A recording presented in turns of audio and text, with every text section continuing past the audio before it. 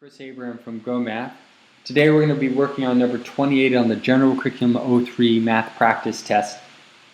This is a series of problems that Go Math is working through where we're going to cover the MTEL math questions that are on these different MTEL math exams to help teachers prepare for the different MTEL math exams. So whether you're an elementary school teacher, a special education teacher, or a math specialist in either the elementary, secondary, or high school level, you should check out this problem and the other problems on Go Math.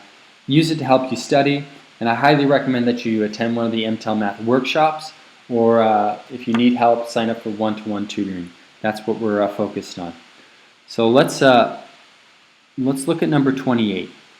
4 pumps begin draining a 5,000-gallon pool. At the same time, 2 pumps begin draining a 4,000-gallon pool.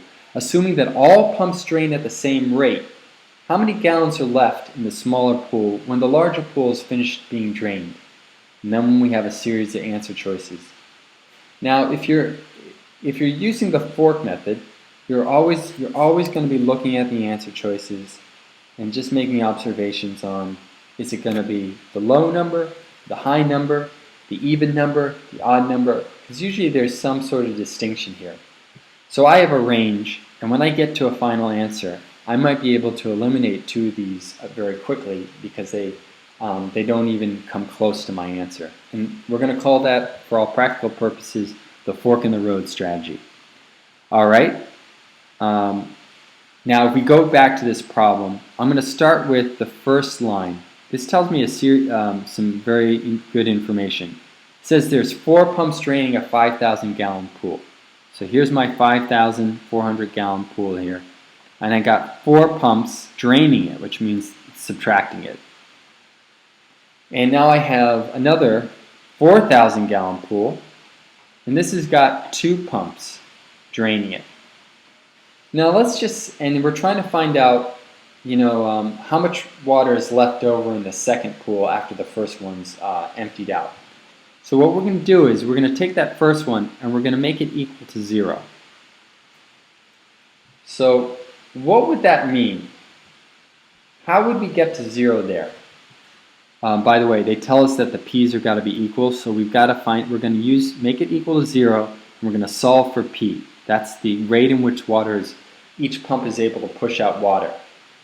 Well, 5,000 minus 4 times what would get 0? Well, there's a whole bunch of different ways I could do this. So let's just do the algebra really quickly. I'm trying to solve for p. I have this equation set up now.